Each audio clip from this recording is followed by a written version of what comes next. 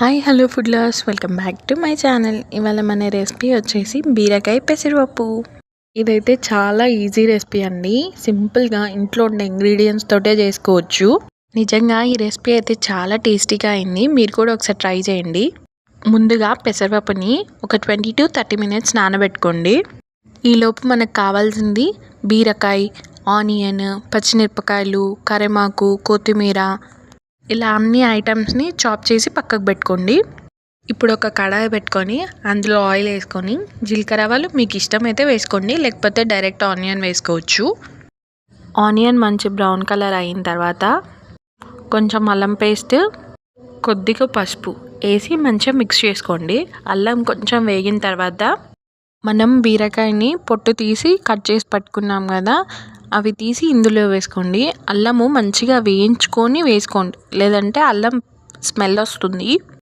అన్నీ వేసుకొని ఒకసారి మంచిగా మిక్స్ చేసుకోండి. మిక్స్ చేసుకొని ఒక్కసారి క్యాప్ పెట్టి ఒక 5 minutes అలా వదిలేస్తే అందులో కొంచెం వాటర్ వచ్చి బీరకాయ అనేది మంచి కుక్ అవుతుంది.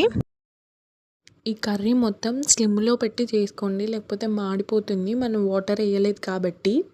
అందులో మీకు తగినంత ఉప్పు, కావాల్సినంత కారం వేసుకొని ఒకసారి మళ్ళీ మిక్స్ చేసి క్యాప్ పెట్టేసుకోండి.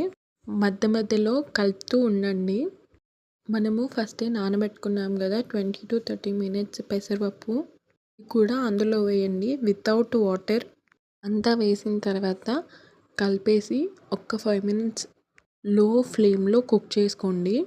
లాస్ట్లో ధనియాల పొడి వేసి మిక్స్ చేసుకొని సర్వ్ చేసుకుంటే మన యమ్మీ బీరకాయ పెసరపప్పు రెడీ అయిపోతుంది. ఒకవేళ మీకు ఇట్లా నచ్చకపోతే ఇందులో ఎగ్ కూడా యాడ్ చేసుకోవచ్చు.